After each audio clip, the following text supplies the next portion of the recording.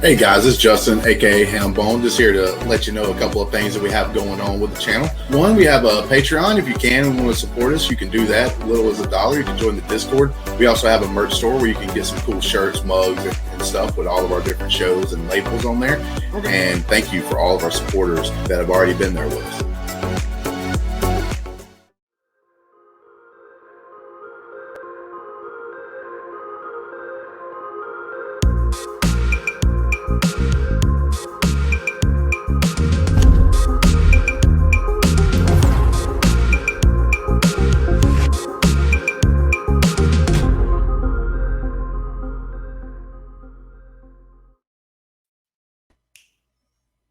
What's good? What's happening, everybody?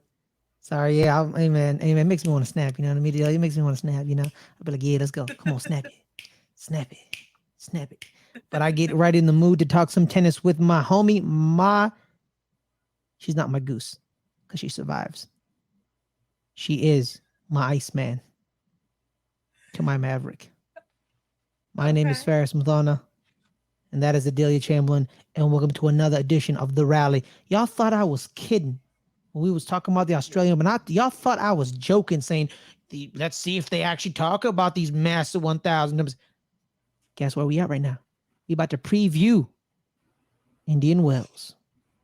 Baby, we're going to preview that. We're going to preview the recent news and notes around the tennis world. Some people are having great forms of lately on the hard courts in the Middle East, Dubai, Doha, and Qatar. A couple of Acapulco, maybe. Dallas, Austin, just moving around the world. Some people are doing something amazing and historic, like Barbara Krejcikova. Some people finally beat childhood rivals, like Andrei Rublev did to Daniil Medvedev a couple last week. He did beat Medvedev. No, he didn't beat him. Medvedev beat Rublev in the Dubai final, not the other way around. You know what? I was lied to by some of these tennis pundits, bro. They need to fix their tweets. Oh my god, bro. The way they were tweeting, it's like Rublev finally got Medvedev, and they were talking about the. You know what? Forget about them. Forget about them. But now let's talk about news and notes, Adelia. Adelia, something happened to the world number one, Mr. Novak Djokovic, that is going to prevent him from being at a certain event, a Grand Slam this year. What happened, Adelia? Well, basically, Novak is still unvaccinated, and he applied for an exemption to the U.S.'s policy on COVID-19 travelers. Foreign travelers coming into the United States by air travel have to be vaccinated. That's the U.S. government's policy. If you're not vaccinated, you're not allowed to enter the country. Novak applied for a waiver to say, please let me come play Indian Wells, Miami. And the government said, nope, you can't do that. So he's withdrew from Indian Wells on Sunday prior to the draw being made. Thank God that he withdrew prior to the draw being made this time instead of waiting until after the draw was made like he did last time. But this means he'll probably also not be playing Miami, but I don't think he's officially withdrawn from Miami yet. However, these should be the last two events in the U.S. that affect Djokovic in this way. The government is supposedly ending the COVID-19 emergency declaration on May 11th, which will then allow foreign air travelers to be unvaccinated and enter the country. So that's well before the dates of the U.S. Open Series in the summer hardcourt swing. So he should be fine for that and play the U.S. Open in August and September. Mm-hmm. All right, that's a great news. But guys, one more. You know what? More pressing news than Novak Djokovic. More pressing news is you liking this video and subscribing to this channel. We're at 95 subscribers. We're almost to 100. So make sure to do that. Like, subscribe, comment. And you think, hey, man, you can't be serious. Oh, I'm very serious. Like this video, subscribe to the channel. That's the only thing I ask of you. But speaking of the man on my shirt, John McEnroe and his arch rival Bjorn Borg will be returning as Laver Cup captains when the event takes place in Vancouver in September. But the only person attached to the event so far It is FAA himself, Felix Auger Aliassime. You see how I did that, Ryan? I still know how to say his name. Shout out to Ryan Christensen. But Adelia, other than that, what's up? I just said absolutely. Shout out to Ryan. Shout out to Ryan. But as well as Adelia, the other news, the ITF, the ATP, and the WTA and the Grand Slams have united to launch Tennis Plays for Love, a fundraising campaign to support those impacted by the devastating earthquakes in Turkey and Syria. Man, it's just beautiful, man. Beautiful when the world comes together. They're pretty good tennises about doing things like this. I remember the rally for relief after the tsunami. I remember the earthquake in Haiti. There was another rally for relief. The fires in Australia. There was a event before the Australian Open that year. The tennis is good about coming together to help raise money for relief efforts and things like that when sad events like what happened in Turkey and Syria take place. So it was good to see them do this. Something. My bad. I was going to say Carlos Alcaraz. I was going to throw you a lob. Let me throw you this lob real quick. Something happened to two of our most famous tennis players currently living. What happened to those two people? Carlos Alcaraz, our former world number one at this point, is dealing with a grade 1 strain in his right hamstring. And this injury occurred in the Rio de Janeiro final against Cameron Norrie. They just played the week before in the Buenos Aires final. Alcaraz won that. Cameron Norrie ended up winning the Rio final. They both withdrew then from Acapulco. As far as I know, they haven't withdrawn from Indian Wells yet, but Carlos is the defending champion in Miami, and that's a big chunk of points that he's trying to keep. He's going to have to win both Indian Wells and Miami in order to reach number one again with Novak not playing. And Serena Williams was honored with the Jackie Robinson Sports Award at the NAACP Image Awards. She was recognized for her tennis achievements, her business success, and her efforts to uplift the community, which I always love it when tennis players are recognized for those sorts of things. We'll be talking a little bit rankings a little bit later on in the show. So it's going to be rankings. Something crazy happened. A stat that blew my mind after Adelia shared it with me. It does involve the GOAT, so of course it blew my mind. But one thing kind of being fixed in the tennis world, Adelia, is none other than John Wertheim from Sports Illustrated and Tennis Channel are reporting that the Lawn Tennis Association in Wimbledon would not repeat last year's decision to prohibit Russians and Belarusians from competing in their grass events. Thank God, because last time that was a stupid decision. I'm not going to lie to you. That was pretty dumb. Blaming the athletes for something the government did. And you know what? And certain people, certain athletes, they can't really say stuff like that. You know what I mean? Eyes are on them. That's what makes Andrei Rublev so courageous. When he wrote that, I know it was a very simple message. No to war on that camera. But it was a powerful message, in my opinion. He's one of the most prominent Russian tennis players in the game. Him and Daniil Medvedev. There's like a third dude. I don't know who that third dude is. No one really knows who that third dude is. Who's that third dude? Karen Khachanov? Yeah, that guy. Wait, no. He's not, no. No one knows who he is. Okay. No, wait, no, it's not Karen Khachanov. Yeah. Isn't Karen Khachanov Armenian? No. He's definitely why was he talking about Armenia during the Australian Open? Like they were talking about there's some atrocities going on in Armenia as well. There's to draw attention to it. Okay, there's a little area where he's from that borders Armenia and I think Russia. I think so. And there's like a little area. I think so. Yeah, I'm not sure. Okay, my bad. Okay, fine. Karen Khachanov. Shout out to you, Karen. But anything else there, Adelia? You should show me something really some now on the lighter side. Lorenzo Sonego. Yeah? Sonego has songs on Spotify. Which one has over 1 million plays? Sonego says it's a hobby and a joke with his best friend, but now they want to do a song every year together. You have listened to these songs, Adelia. And you I said did. they're definitely. Curiosity got the best of me. They're like, I didn't understand a word of them because they're in Italian. Senego, of Oh, course, is Italian, but they're better than Denis Shapovalov's songs. That's for sure. yeah, man. What's They're Daniel kind of Shapovalov's? they're kind of what do the kids say? They're bops. They're kind of bops. Yeah, I think that's what the kids say. Bops. Yes, yes, yes.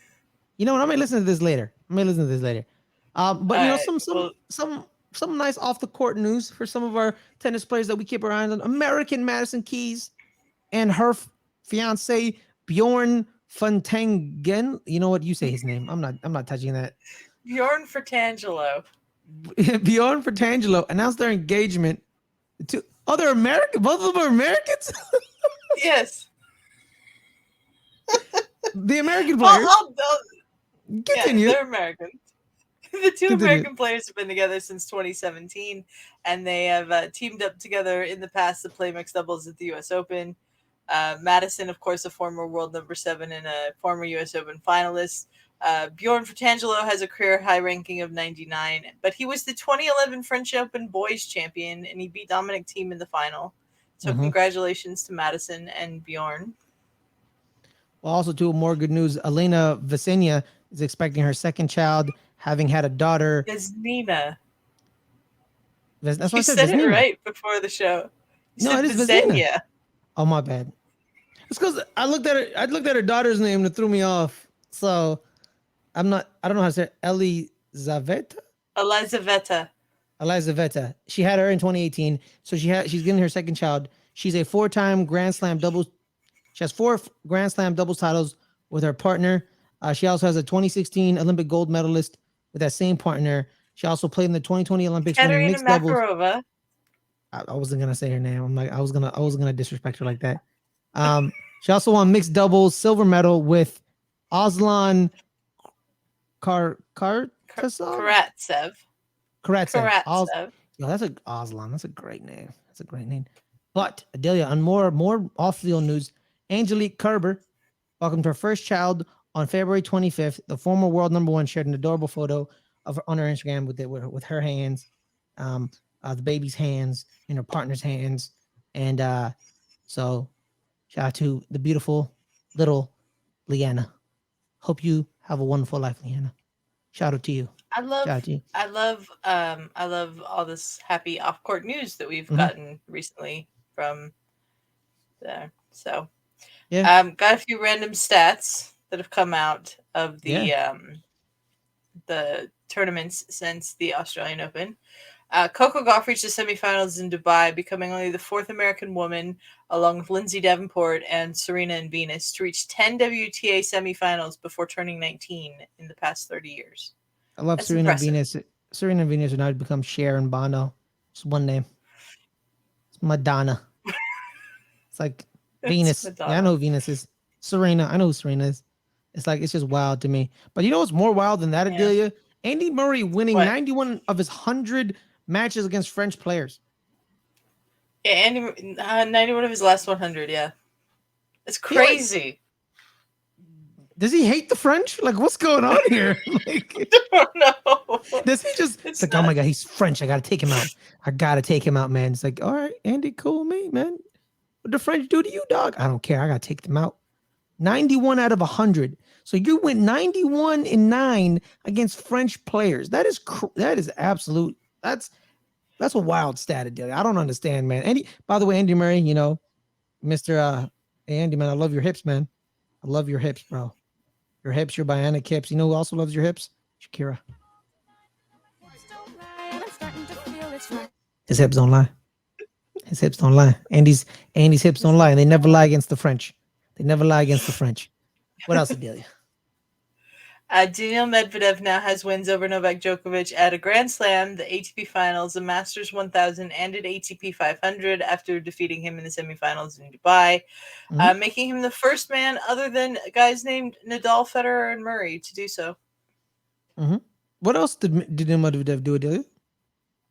Medvedev is also the 9th man to have beaten Djokovic 5 or more times, joining Nadal, Federer, Murray, Wawrinka, Joe Wilfried Tsonga, Andy Roddick, David Ferrer, and Dominic Thiem. And Novak Djokovic has the best. Yeah, Tsonga beat Djokovic 5 or more times. I know, man. And You should see his name is hilarious.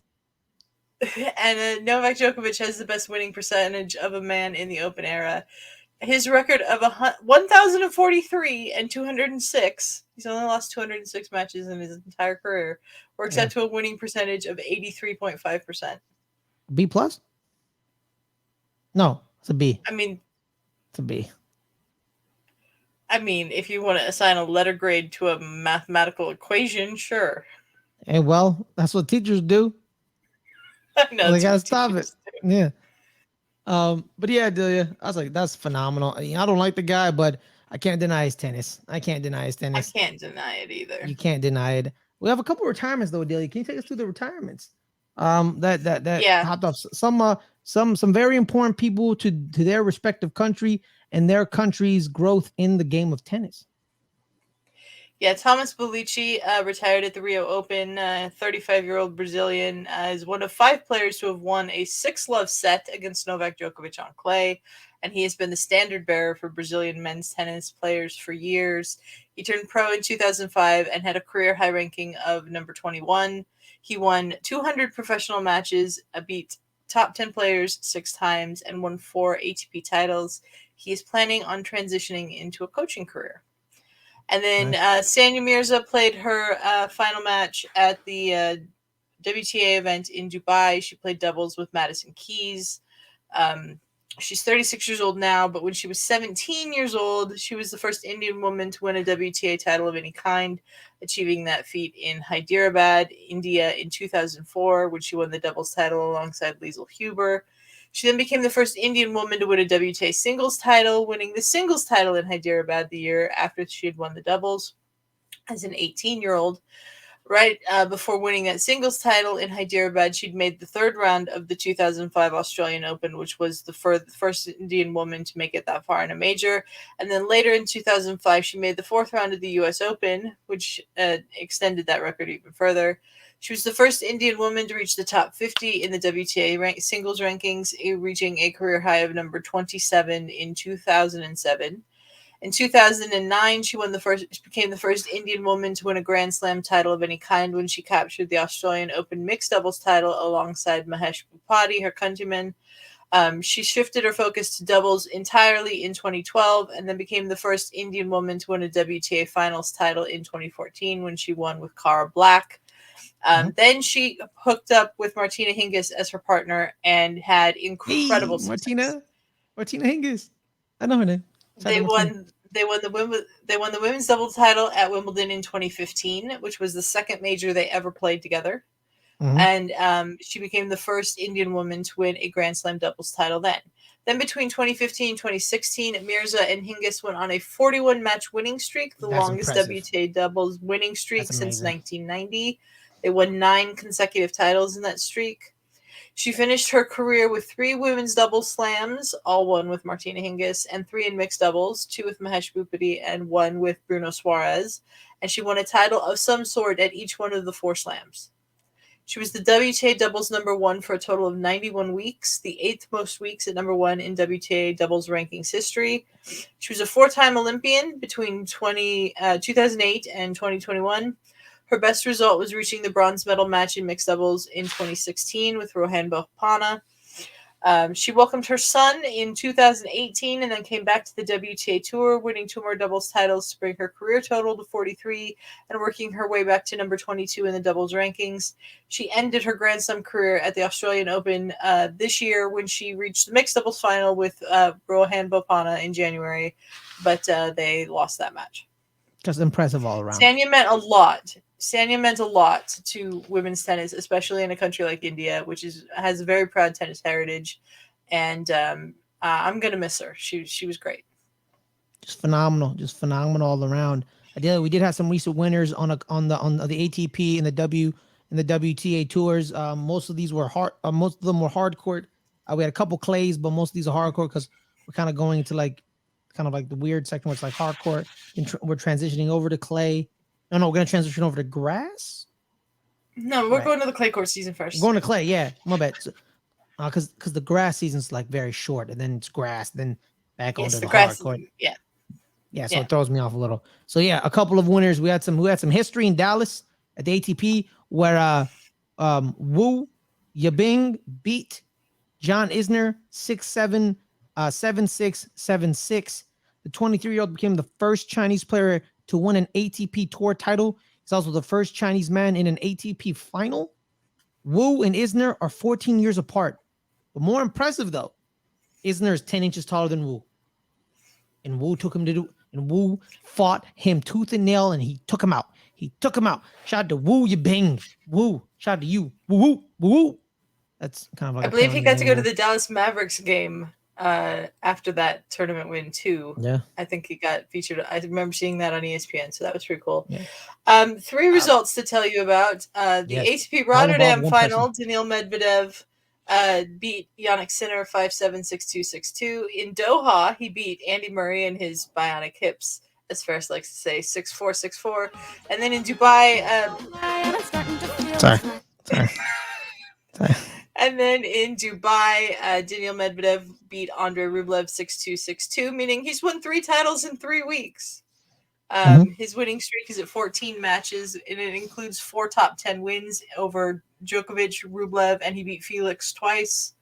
And then he sent a jab in the direction of Stefanos Tsitsipas in the post-match speeches in Dubai. Tsitsipas has previously said some not so flattering things about Andrei Rublev's game, and Medvedev said, quote, "One player said that he has just a few weapons. Hopefully he can beat this guy who said it many, many times." I am starting to get the feeling, Fares, that there are not many people on the tour who care for Stefanos Tsitsipas. Yeah, I don't think a lot of people like him. I'm ready. You know what? Daniil Medvedev was in his bag. Daniil Medvedev had a lot in his bag. He had all the tools in his bag. I'm sorry using the sound bites more often on shows, Adelia, by the way. So get ready. All right, get ready, because I think it adds a little flavor to the show. It adds a little. Yeah, man. Yo, Daniil Medvedev. Medvedev is on fire. He's cooking with grease. And you know what? It's good to see. It's good to see. Yeah, I'm pretty sure not a lot of people like Stefano, man. I used to defend Stefano, but I'm starting to think like if not everyone likes you, something's wrong here, right? The Nick Kyrgios incident, I'm like, yeah, Nick Kyrgios is kind of a D-bag, you know what I mean? I say that lovingly. No, I don't say that. No, I'm sorry. I try to root for the guy. He makes it hard. He really makes it hard. Seriously, dog. Makes it very hard. So I'm like, it's whatever. But like, but also like, no offense to Daniil Medvedev, you're also kind of an a-hole too. So like, that's what makes it. Medvedev does it in a much more lovable way than Tsitsipas does. You're a cat. I'm like, what are you? Daniil Medvedev, though, is quite clearly the form player on the ATP Tour right now. Yes, he's great. Yes, he's not a cat. A couple of other notes on those matches. Andy Murray in Doha won like 3-set epics and then lost the straight sets match, and that seems to have been Andy Murray's like pattern so far this year. Is he's winning the 3-set epics and losing the straight sets match. In Acapulco, Alex de Minaur beat Tommy Paul 3-6, 6-4, 6-1. Became the top-ranked Australian as a result of this because Kyrgios is still injured. And also in the kind of like on the male side of the Middle East games in Doha, Iga Swiatek ran through competition, showing people why she's the number 1 player in the world, getting all the way to the final and beating the number 3 ranked player in the world, Jessica Pegula. Well, is she the number 3 ranked player in the world, or was she number 3 in that tournament? She's in the world, 3 in the world. Got you. Because sometimes they change the tournament, Adelia. You know what I mean? It throws me off. So she beat Pegula 6-3, 6-0 in straight sets, and it looked kind of impressive. She was impressive, but someone was more impressive than her in the Abu Dhabi and in the Dubai WTA event. Barbara Krejcikova beats Iga Swiatek in the final 6-4, 6-2 straight sets. But Krejcikova's road to the title, it ran through the number 8th player in the world, Daria Kasatkina. Kasatkina, Petra Kvitova, Arina Sabalenka, Jessica Pegula, and Iga Swiatek, being one of the first women ever in WTA rankings history to beat the top 3 ranked players at the same event in 3 straight days. Right there. There's the difference, people. 3 straight days. Because people have beaten the top 3 players at that tournaments, at events, but not back to back to back. Kind of going through the murderer's row. Bang, bang, bang. 1, 2, 3. Took them out. Yeah. Barbara Krejcikova is also the only woman to defeat Iga Swiatek more than once since Swiatek began the world number 1, having defeating her twice. Krejcikova also has now also had a victory over someone holding each of the top 10 rankings. Prior to the final, Swiatek had lost 14 games in her previous 12 sets, 6 of which were in the SF semifinal. The semifinal against Coco Gauff in that event, and then they were against quality opponents too. Danielle Collins, she beat Danielle Collins. She beat Veronica Kudermetova. I just had a seizure. Say her name. Kudermetova. She beat Jessica Pegula, Leylah Fernandez, and who else? Ludmila Samsonova. Right there. She does not beat no scrubs. She didn't just walk in and be like, let me beat some randos. The good people are not here. They pulled out. No one, the top ranked players were there in Dubai. They were there to win. And Barbara Krejcikova said, "What's good, homie? What's good? What's good?" What in the world is in that bag? What you got in that bag? Cooking. Good. That's what she did. She was whooping that behind. She brought out the golden racket. We said, "We about to play some games here, homie." And she took them out. Shout out to Barbara. Shout out to you, Barbara. You know that song. It's not her name. Her name is not Barbara. I'm just kind of similar to that. What else did do? What else happened to the WTA tour, dude? We had a brand new event in Austin, Texas this past week where Marta Kostyuk defeated Varvara Gracheva in the final 6-3, 7-5. This is Kostyuk's first WTA title of her career. And there was no handshake at the end of this match because Kostyuk is Ukrainian and Gracheva is Russian. And Kostyuk has been a very outspoken critic of the fact that players from Russia and Belarus have been allowed to continue playing under a neutral flag. She used her victory speech to dedicate the victory to Ukraine and to everyone who is, quote, fighting and dying right now. It was a very powerful moment watching her win that title. Well, wonderful, wonderful. But now, Adelia, let's get down to the nitty gritty. Rankings. We got a lot of movement, a lot of crazy stats, a lot of mind-blowing witnessings and histories. But now, here it is, the big one. Rafa Nadal is dropping out of the ATP top 10 after an historic run. Unfortunately, his hip injury is forcing him to withdraw from Indian Wells and Miami, which means he will drop out of the ATP top 10 when the new rankings come out on March 20th. Rafa entered the top 10 in the ATP rankings for the first time in the week of April 25th, 2005. He was 18 years old. He had just won the Barcelona Open for the first time in his career. He had begun the 2005 season at 51 and would end as the number 1 ranked player in the world. He had come close to dropping out of the top 10 before. He dropped to number 10 in the rankings early in June of 2015 after struggling with injuries and form. He then remained there for 7 weeks before he began his climb back up. And in November 2016, he dropped back to number 9 after a difficult season again with injuries and his body kind of betraying him a little. When it ends on March 20th, 17 years, 10 months, 23 days, it will encompass 912 weeks, is by far the longest in ATP history. Jimmy Connor's streak of 789 weeks was from August 27th, 1973 to September 25th, 1988, is second. Rafa surpassed that in November 2020.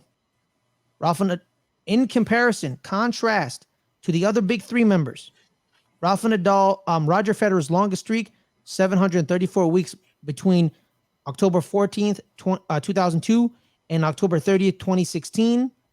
That's what 734 weeks. Novak Djokovic's longest streak, 555 weeks between March 19th, 2007 to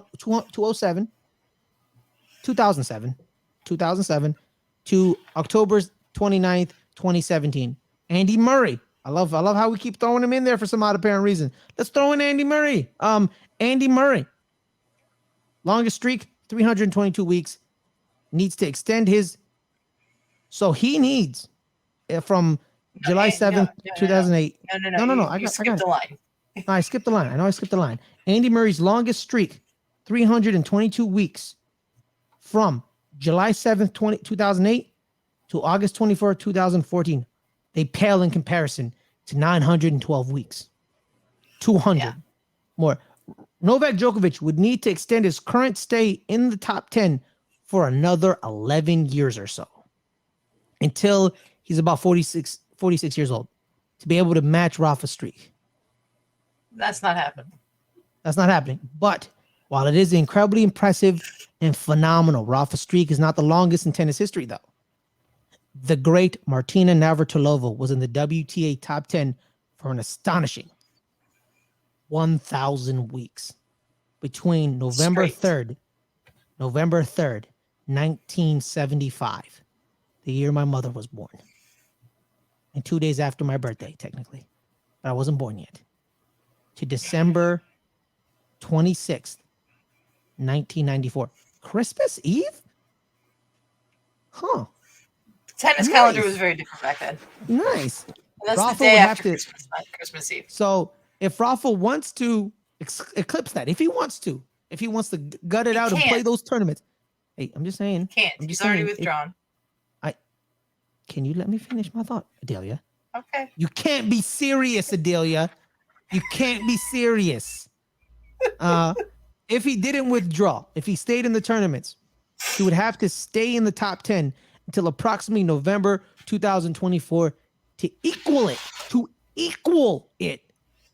Just to equal. But unfortunately, that will not happen because he already withdrew. Shout out to you, Martina Navratilova. I hope you were kicking cancer's ass, Martina. I'm rooting for you. I hope she's kicking cancer's ass too. Shout out to you and your dog and Mike Tyson. Someone's gonna get that reference. Y'all watched the U.S. Open last year. You want me to give you one more thing crazy about Rafa's stay in the rankings? Yeah. This is something crazy. It's not crazy enough, so give me something crazy. The last time Rafa was outside the top 10, the iPod Nano didn't exist. YouTube was 2 months old. Serena and Martina Sharapova. Maria Sharapova. What did I say? I said Martina. Sorry. Martina. I was talking about, Martina Navratilova threw me off. Maria Sharapova were tied 2-2. Before Serena rattled off 18 in a row. Yeah. In their head-to-head matchups, Lionel Messi had yet to score for Barcelona. Crazy, right? Yeah. Candy Shop by 50 Cent was the number one song in the U.S. Hey, nice. Yes. Yeah, I like that. And Ryan Gosling and Rachel Adams were a thing. Shout out to the Notebook. This is all courtesy of Bastian. How do you say his last name? I think it's Fachan, something like that. Okay. I'm not entirely sure how to say Bastian's last name. Great follow on Twitter. I'm going to bring up something with that later. Phenomenal. Bastian Fakan for that. He gave us all that. Imagine that. The last time he was outside the top 10, he was bumping Candy Shop. Imagine that. You didn't know who Lionel Messi was. Lionel Messi didn't. Who the hell was Lionel Messi? Imagine that. Last time Rafa Nadal was outside the top 10, you didn't even know who Leo Messi was. Boom. But something also happened with now the world number one, Adelia. What did Novak Djokovic do? Novak Djokovic now holds the record for most career weeks at number one. That's impressive. In either the ATP or WTA rankings, after surpassing Steffi Graf's total of 377 weeks on February 27th. He first took over the top spot on July 4th, 2011, after winning his first Wimbledon title, and has now spent 379 of the past 588 weeks, not including the 22 weeks that the ATP rankings were frozen in 2020 due to the COVID pandemic, at number 1, which is an incredible 64.4% of the time. It is worth noting, though, that he does not hold the record for all of tennis history. The record for most weeks at number 1 in the world rankings is held by wheelchair singles legend Esther Vergeer, who was number 1 for 668 weeks. Damn. Djokovic doesn't have the record for men in tennis either. That record belongs to Shingo Kunita, another wheelchair singles player, who was number 1 for 582 weeks. Snap, crackle, pop. So that's why it is important when you reference this streak that you say in the ATP or WTA singles rankings. And Fares, we have an American man in the top 5 again. Taylor Fritz reached a career high of number 5 in the ATP rankings on February 27th, becoming the first American man to be in the top 5 since Andy Roddick was ranked number 5 during the 2009 U.S. Open. He's Andy, the 21st American man to reach the top 5 since the ATP rankings began in 1973. Hey, man, we're coming back. Slowly but sure. The American tennis male is coming back. We got a bunch of young guys, man. We got led by Taylor Fritz. We got Sebastian Korda coming right behind us. Then you got Ben Shelton. Then you got Tommy Paul. You got that dude with the weird serve. I don't remember his name. Dude with the weird serve. The guy who was in Australia who beat Casper Ruud. Was he? Who beat Casper Ruud in Australia? Yeah, Casper Ruud. Yeah, Ruud. I don't remember. Yeah, it's Holger Ruud and Casper Holger Ruud. Yeah, Holger Rune and Casper Ruud. I apologize. He lost. He lost to this guy. Jensen Brooksby. There we go. Yeah, his serve was kind of weird. It threw me off a little. Oh, and his forehand. He kind of like whipped it. He kind of whipped his forehand kind of weirdly. Kind of like whipped it, and he like whizzing. He kind of like had a twitch, and he kind of threw off Ruud. You know what I mean? He kind of threw me off. So like, I think that's why he probably won against Casper Ruud, because Casper Ruud can be mentally shook. If not everything goes his way. Yeah. We if you watch Breakpoint, you know what that means. Damn, man, that scene of Breakpoint, Adelia. I'm not gonna lie to you. I know we ain't supposed to talk about Breakpoint, but that scene. Why are we not supposed to talk about Breakpoint? Well, no, because it's all. We already talked about it. Like we already talked about it. So like, what I mean? I'm just saying, like, it's kind of. Doesn't mean we can't reference it. That's true. Good point. Let me reference this real quick. Rafa Nadal at Roland Garros. He wins before you step foot on clay.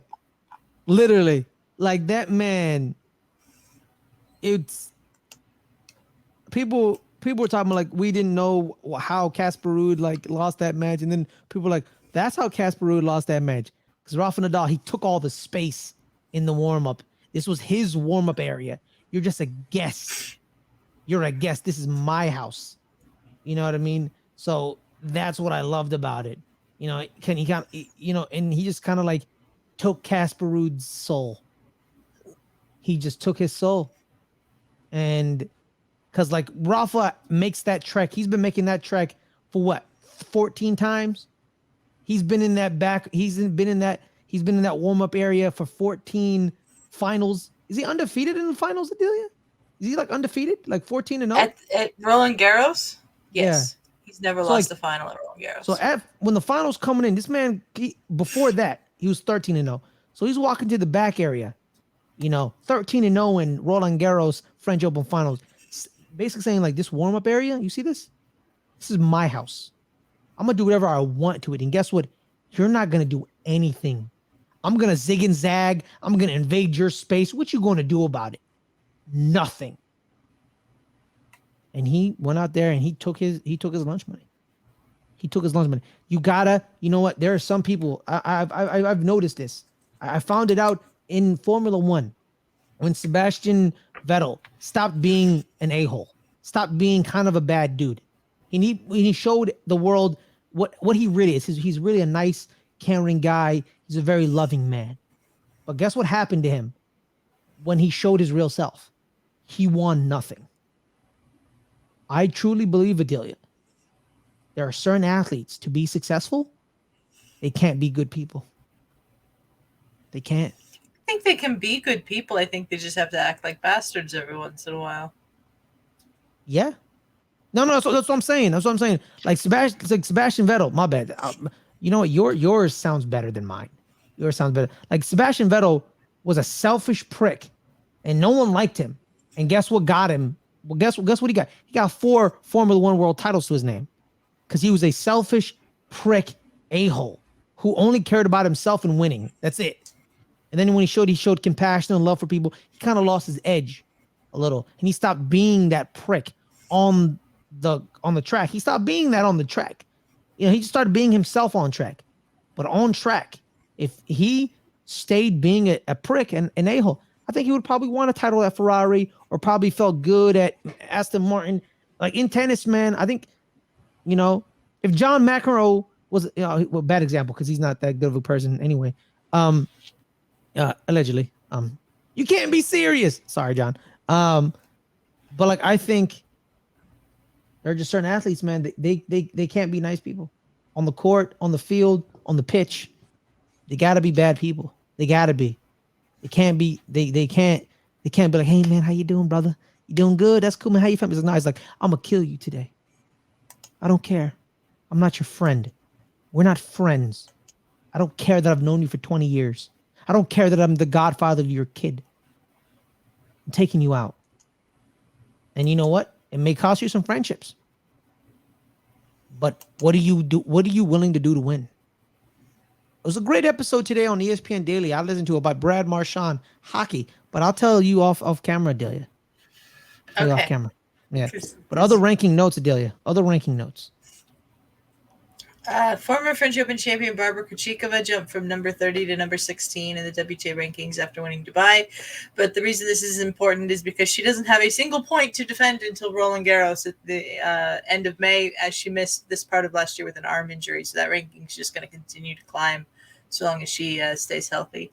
And Holger Rune reached a career high of number 8 in the latest ATP rankings after reaching the semifinals in Acapulco. The Danish teenager has reached the semifinals or better in 6 of his last 9 tournaments, and he was ranked 86th in the world at this time last year. Rune is the 3rd man born in the year 2000 or later to reach the top 8. Carlos Alcaraz, born in 2003, obviously a former world number 1. Felix Auger-Aliassime, born in 2000, career high of number 6. And now Rune, also born in 2003, career high of number 8. And Marta Kostyuk has made her WTA top 40 debut when her ranking reached a career high of number 40 after winning in Austin. That's wonderful, Adelia. That's wonderful. But now let's get down to the nitty-gritty, the Indian Wells preview. But before we do that, okay, 40 minutes. I want to talk about a very amazing Twitter thread that Bastian Fachan put up. Oh, I'm so sorry if we're butchering your name, Bastian. He Come on noticed the show, Daniil Medvedev has won 18 ATP Tour titles. They've been in 18 different cities, and he has some very eclectic looking trophies. As you can see, he's got a literal weapon, according to Bastian. Yeah, that's a grandma base. Wow. A grandma base, a stylized tree, the Triwizard Cup from Harry Potter, Saturn's rings, a shallow pasta plate, the Mexico 1986 World Cup football, a YouTuber plaque, and then in this run of 3 straight tournament wins that he made, he added the Ravenclaw Eagle and the Pirates of the Caribbean pirate ship. I found that Twitter thread. Medvedev has seen that Twitter thread. He retweeted it. It's amazing. And I just wanted to share that with you, Fares. Bastian's a great follow on Twitter. You guys should all follow him. So that's what you were doing? That's what you were doing? Pirate ship. Yo, what if his trophies could kill a man? Yeah. Yo, that trophy could kill a man. That can kill a man for real. And then the Western and Southern Open, which is where the grandma vase trophy comes from, that's Cincinnati. They quote tweeted it and this tweet and said, "But everybody loves their grandma." So great. And then they asked Medvedev about his trophies, and Medvedev said that he actually buys his wife flowers, and they put them in the grandma vase trophy. You know what, man? I love tennis because, like, the trophies look weird and cool. I'm not gonna lie to you. Like, there isn't so boring ass trophy. Like, oh, here's a medal. Oh, here's a vase. I now find I'm gonna give you a raven. Kind of strange. Huh? Yeah. The Indian Wells trophy could be better.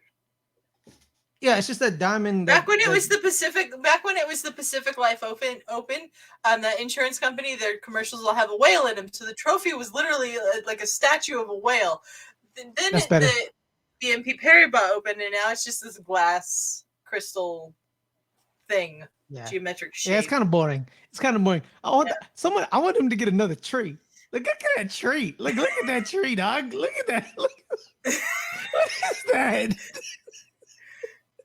Saturn's ring? I believe the tree is from Bercy at the end of the year, the Paris indoors. Oh wow. I do not know where the Mexican football is from. Probably one of the Mexican tournaments, I think. Yeah, probably. You think they actually eat pasta out of that plate? Who knows? You know, a YouTuber plaque. But it's fucking you know else, but I can't right now. I can't do it. And then these are the Doha is the Ravenclaw Eagle, and Dubai is the Pirates of the Caribbean Black Pearl ship.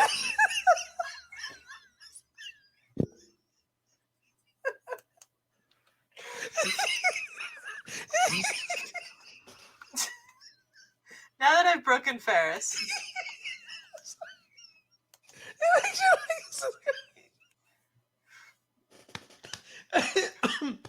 Okay, I was about to say after Adelia tried to kill me, they gave that mother lover a raven.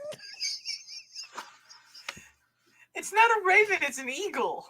It's an eagle, but it's the Ravenclaw eagle. It's the Ravenclaw eagle.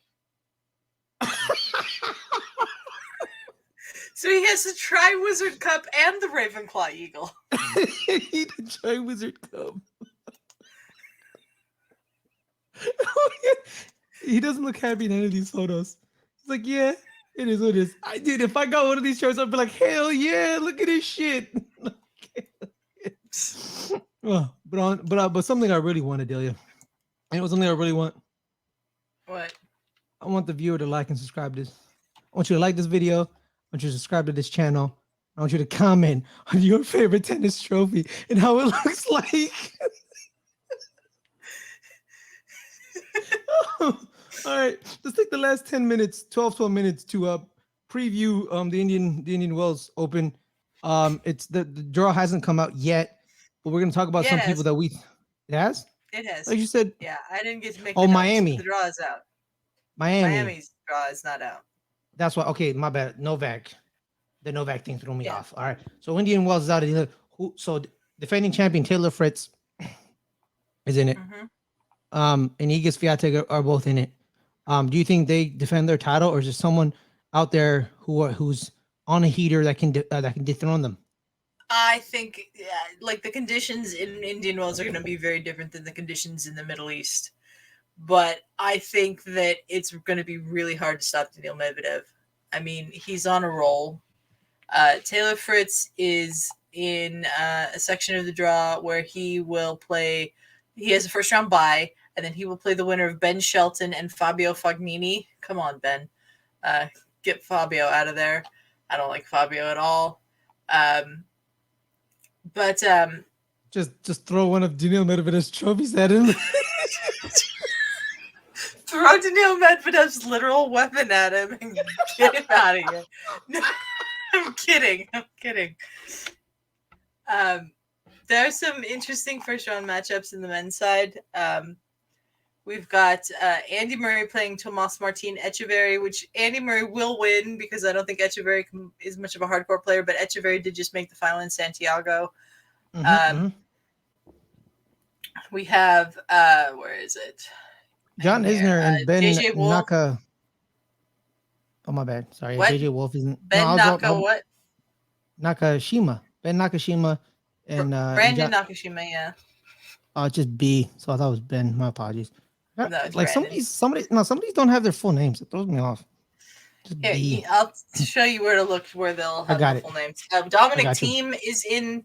Has a first round match against Adrian Manarino. The winner will play Lorenzo Musetti. That's an interesting little section right there, in my opinion, because Thiem can't seem to win a match. Manarino's a veteran at this point, and he's been on the tour forever. And Musetti is a good up and coming player. So that I kind of have my eye on. I haven't really looked at this yet. Wu Yibing is playing Jaume Munar in the first round. Winner to play Alejandro Davidovich Fekina. That's an interesting one. Diego Schwartzman is not seeded, which is crazy to me. He's facing Federico Coria, and then the winner will play Casper Ruud. Yuri Lehechka and Arthur Renderneck. I think Yuri makes it in because there's a lot of people who are already in the second round right away because of the buys, like Carlos Alcaraz, Tilan Greekspor, yeah. Daniel Evans, Pablo Coreno Busta. Yeah. The seeds advance to the second round automatically. Yeah, so it's really like who do you who do you think may upset the people already advancing, because Taylor Fritz, he's on the side with Sebastian Baez, Alex de Minaur, Yannick Sinner, Holger Rune, Daniil Medvedev. I think those are the two guys that Taylor Fritz needs to watch out for, because he's going to meet Rune before he meets Medvedev. And Holger Rune, the more you talk about him, Adelia, the more I'm a big fan of him, because he like you said, he has a little Novak Djokovic. When Novak Djokovic got his ass handed to him by Roger Federer, or was it Rafa Nadal? I don't know. I think it was Rafa. And he literally said in the press conference, "Oh, I had him where I wanted him. I got him. Yeah. I got him." And you're like, "Wait, you lost in straight sets?" No, I got him. I got him where I want him. Yeah. And Holger Rune is like, I want to play Novak Djokovic. I want to win. I want to beat Novak Djokovic. I want to be the man. And a lot of these players, like, they lose before they step on the court because the big three beat you before you stepped on. On the court, yeah. Yep. Rafa Nadal did it to Casper Ruud and Roland Garros. Novak Djokovic kind of did it to Stefano Tsitsipas in Australia, where Tsitsipas would miss certain points where he should have gotten those points. Like he left a lot of points on the court that he kind of gave Novak Djokovic. You can't give Novak Djokovic or Rafa Nadal points. You can't give them those. You gotta almost play perfect. And kind of so, but not even like perfect, but like just perfect enough. And they kind of messed that up. But yeah, my thing is, I like Casper Ruud, but he, after that crazy stuff he did at the U.S. Open, I had big hopes for him this year. And him getting, kind of bowed out by Jensen Brooksby in the Australian Open, I'm not that high on him entering Indian Wells. Casper Ruud has had a rough start to the season. He sort of sacrificed the beginning of his year because he went on an exhibition tour with Nadal over the off season. And I mean, like, if Rafa asked you to go on an exhibition tour with him, and he's your idol, are you telling him no? Casper didn't tell him no. And that's just sort of basically where he's at with that. He has a potential quarterfinal with Daniil Medvedev. That's the quarter of the draw that I'm most looking forward to, is that section of the draw. So if that match happens, that'll be a good result for Casper, but I don't think there's any way in the form he's been in that Casper beats Daniil Medvedev. So Mhm. Yeah. Honestly, I think it's The women's draw. Medvedev. I think Medvedev wins the male side. That's my that's my guy. I mean, And my dark Carlos horse is Alcaraz Holger. has been in very good form as well, but with that hamstring the injury. strain, I'm just I not think it's the sure he injury. can do it. I personally think it's Yeah. the injury, Adelia. That's why I didn't say him. If he was fully healthy, I would say him. But Medvedev is hot. Alcaraz is injured. I'm gonna go Medvedev. Personally, I'm gonna go Medvedev. Dark horse though. Dark horse. Holger Yeah. Rune. I'm going Holger Rune for my dark horse. So I'm gonna keep my eye on Holger. All right, now let's flip it on to the other side. The women. Does Iga Swiatek defend her title, or does Barbara Krejcikova keep flowing? Does she keep flowing I don't in? know. You know, what are we The thinking here? women's side is so like crazy to me. I don't know what to think. I don't know where to go with it. The first thing that jumped out at me when I looked at the women's draw is that we have a potential third round between Iga Swiatek and Bianca Andreescu, and yes, please, I'd like to see that. Bianca's seeded at this, which she hasn't been seeded at events for a while, so that's good to see. We've got a potential third round as well between Leylah Fernandez and Caroline Garcia, which would be really good. I'm trying to find where Krejcikova is in this draw. Ooh, we have a first round between Sloane Stevens and Sophia Kenin. Winner to play Elena Rybakina. That's a tough section for both of those ladies. Where is Krejcikova in this? I'm funny. I think she's towards the end. I think she's towards the end because I haven't seen her. Petra Kvitova, Elena Ostapenko, probably yelling at some imaginary Coco lines. Gauff's going to be playing a qualifier because her second round opponent is between two qualifiers, so we don't know who that would be yet. But that's a potential third round against Amanda Anisimova for Coco Gauff. Right, here it is. Barbara Krejcikova is towards the end. She's the 16th ranked player in the tournament. She's moved on. She's gonna face the winner of Diana Yastremska and Anna Bondar. Anna Bondar. Anna Bondar. She should win that, and she should probably be facing Ekaterina Alexandrova in the third round. Yep. That should be a good match. Yep. And then Arina Sabalenka could possibly be playing Alize Cornet in the second round. Give me that match, please. Absolutely. I want it all. But also, too, something that I'm keeping my eyes on, Adelia, is U.S. Open champion, former U.S. Open champion, Emma Raducanu is going to be against Danka Kovinic. Yeah, but then she's going to face Magda Linette, the 2020 player in the tournament. Watch Emma Raducanu. I feel like Emma's not been healthy at all. Every time I watch her, something's wrong with her. She has tonsillitis, last I heard, so that isn't helping anything. Definitely not helping anything. Her and Coco Gauff had that great match in the Australian Open. But Emma Raducanu, watch out for Emma Raducanu, because I think mostly on the women's side, I think I would say chalk, but chalk doesn't happen with women. The women will ruin the women will, like, if you did like brackets and like picked out who would win, the women ruin your bracket every single day, literally. You know what I mean? And then Danielle Collins may face Caroline Garcia, so Danielle Collins may beat Caroline Garcia. So that is, but the woman I'm watching with my eyes, with my good eye, which is my right eye. Wait, no, it's my left eye. No, it's my right eye is the good eye. Wait, I forgot which eye is lazy. Doesn't matter. Both eyes, both ways, every way. I'm watching Ons Jabeur. That's what I'm watching. I'm watching Ons Jabeur. People don't talk about her because of her performance in Australia, and she hasn't been really on the tour. Kind of. I haven't seen her really much on the tour, unless I'm missing. Unless I've gone crazy, Adelia. I haven't really seen her. Crazy. I just think she hasn't made it as far in the most recent tournaments. Yeah. She's gonna play either Marina Zanevska or Lauren Davis. That's a winnable match, either one of those. And then she'll probably be playing Marie Buskova. That's another match she should win. Let me advance this draw a little bit. I'm not sure who her next opponent would be after that, but it would be so if she moves on to beat Marina Buskova and they both move on, she would then face the winner of,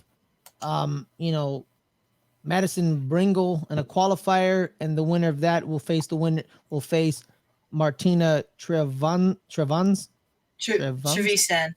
Trevisan, the Italian woman. But then that winner of that match would face the winner of Victoria Azarenka. Vika. It'll probably be Vika. Yeah, and then the two ladies, Yola and Yulia Carolina. Putintseva and Karolina Mukova. So they'll face. So there's going to be some really good matchups in the women's draw. Yeah, when it's all said and done, it's kind of hard to judge the draws in the state that they're in right now because the qualifiers haven't been placed yet.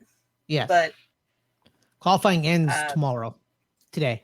Tomorrow. Section with Elena Rybakina facing the winner of Sloane Stephens or Sophia Kenin, that's brutal. Yeah, because you also have Paula Badosa. Star Breakpoint right there. She will face the winner as the round of 32 matchup. If she beats fellow Spaniard or Italian Elisabetta. Paula Badosa will play in the second round either Elisabetta Cocciaretto or Nuria Perez Diaz. Give me Rybakina versus Badosa, please. Absolutely. Give it please, to me. Tennis gods, give us that. Inject it into my veins. I'm ready. I'm ready for it. Then the lady who lost last year in the final, that Marina Sakkari, will face the winner of either Shelby Rogers or Katie Volley-Nets, one of the greatest names in all of tennis. It's a great tennis name. But yeah, Adelia. Who do you have pulling it out? Like we said on our male side, I'm going to Daniil Medvedev, dark horse, Holger Rune. Who do you have? Who is your favorite? Who's a dark horse?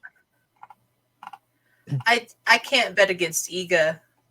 I just can't. I mean, she lost to Krejcikova, yes, but she lost 14 games in 12 sets, which is unheard of. So defense.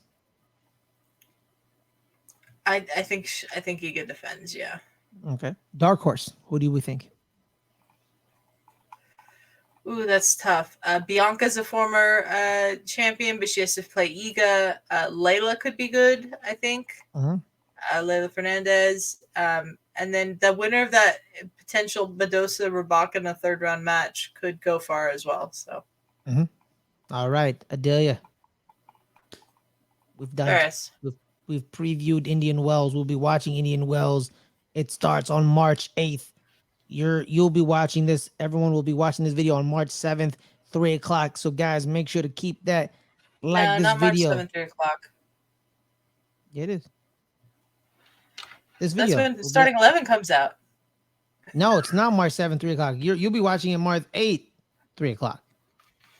Right. No, we're gonna release it. We're gonna release it on March 7th. It's just not at 3 o'clock. Okay, just not at 3 o'clock. It'll be a little later in the day or earlier in the day. It'll be on March 7th, people. Yeah. That's why you have to like this. It'll be on the day that you're watching this. So It doesn't matter. Exactly. Make sure to like this video, subscribe to the channel, and click that notification icon so you know when the video drops. Don't listen to Fares. Fares doesn't know what the hell he's doing nowadays. Don't listen to him. Don't listen to Fares. Why? Even though he's the boss around here, don't listen to him because he has no idea what he's talking about. No idea. The man doesn't even know how to say names. Adelia, we're being real here. Yeah. Okay. All right. I believe it's a collaborative effort, but we all know who Head Honcho is here. Okay. Come on, let's be real. Let's be real. I don't think I'm a great boss, by the way. That's up for debate around here. Anyways, let's fight to the death about it then, Adelia. God damn. Let's do it. Do it. You know what? Let's do it. Let's do it. I know. I get dibs on Daniil Medvedev's literal weapon.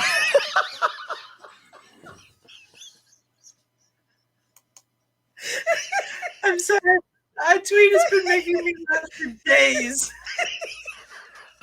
You know what, guys? It's the rally. We're on Let's Get Ready, Eric, the highlights. You can find us here. Have a wonderful night. Y'all stay safe, everyone. Y'all stay safe.